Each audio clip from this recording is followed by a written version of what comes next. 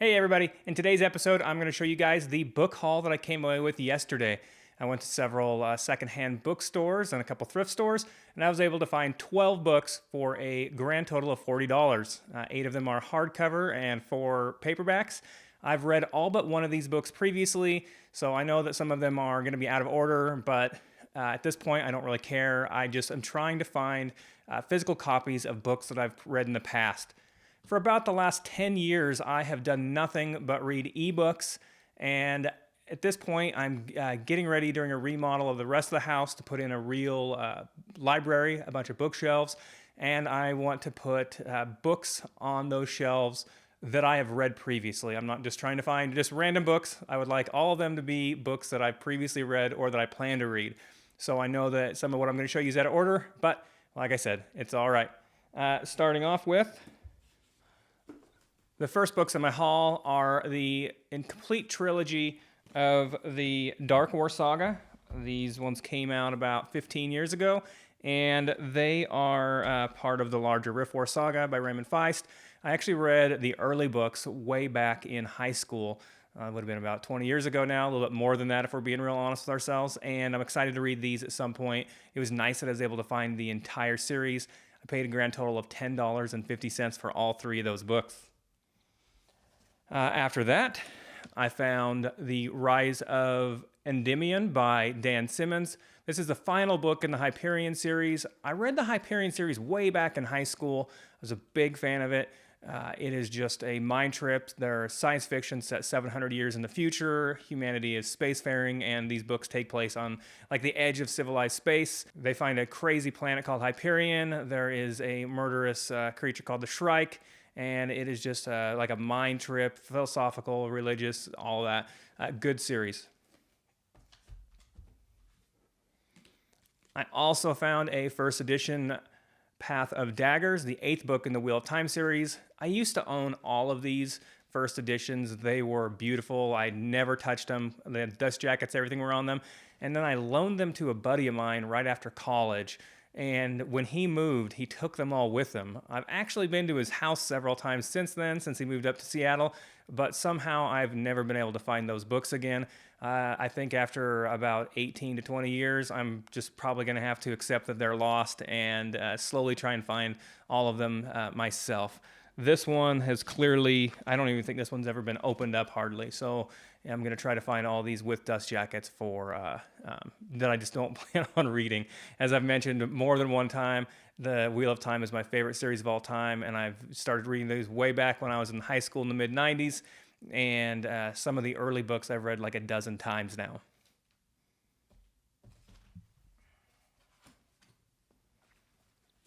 After that, we have The Dragonbone Chair. This is, of course, a classic epic fantasy. I didn't actually read this one until about like 6 years ago, and man, I loved it. I almost quit reading, though. That's super slow first 200 pages. After that, it is just 3 incredibly action-packed, nonstop action books, and they inspired no less than George R. R. Martin to write his own series. Great books.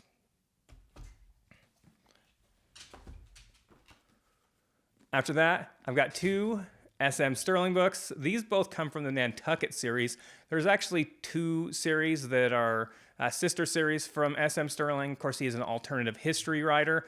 This series, the island of Nantucket from our time, gets sent back to several thousand years in the past, and they must deal with politics and all that stuff in, of course, a basically civilization. The Greeks are the most powerful probably at this point. They introduce technology and all that stuff. And of course, then there's the Change series, which is the sister series.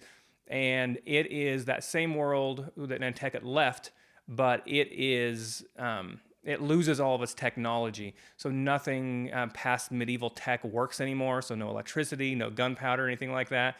It's set in the Pacific Northwest. I've read a whole bunch of these fantasy alternative history books. I think like 75 of them when I last counted.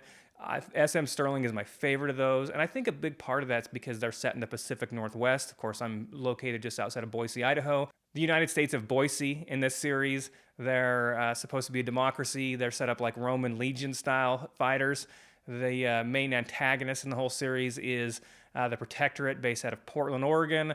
They're a feudal society with a kind of maniacal leader early on. There's a cool druid-based country in Oregon. It's just really fun. I really enjoyed it. It carries like 17 books, I think, at this point, and several generations of people. Once again, I'm just such a big fan of alternative history. I know I haven't talked about it much. I really do have a plan at some point to actually do like an entire series on alternative history books, but I'll get to that at some point. This pink little book here, Dead Until Dark by Charlaine Harris, is the first book in the Sookie Stackhouse novels. You guys might know these as the books behind the True Blood series on HBO. The True Blood series is a series that I had in my favorite book to TV adaptations. I absolutely loved it. Started off a little bit as kind of like vampire porn, and by like season 2 or 3, it was just amazing, good television, and suddenly, it stood on its own merit. True Blood was just a great series that got better with every single season, and these are the books that inspired them. After that, I have The Red Wolf Conspiracy by Robert V.S. Reddick. This is the only one of these books that I've never read before. I read his Master Assassins book in 2018 or 19, and it was on my book of the year list for that year. I'm really excited to read this one. It's got a super beautiful cover, and I don't know if this one's a standalone. It doesn't seem to be part of a series, but I am excited to read it. I'll put this one on my TBR for probably like May or so. Then the last two books are a couple of Sword of Shannara books by Terry Brooks. These are also books that I read way back in high school. I think that the Sword of Shannara, it would have been right about the same time that I read the Wheel of Time books, in terms of like when I first started reading those books. It's been a really long time since I've read both of those. At some point, while I'm doing my whole trying to read classic books, I'm going to have to go back and reread this Sword of Shannara stuff. There's just so many books that, that are classics that I want to get to. Robin Hobb, I just intended to read the first book in the Farseer trilogy and ended up reading all 3 of them last month. And in April, or maybe May, I'm going to be reading the Liveship Traders series. So at some point here in the next 3 years, I need to get to the Sword of Shannara as well and go back and redo the Rift War Saga books as well.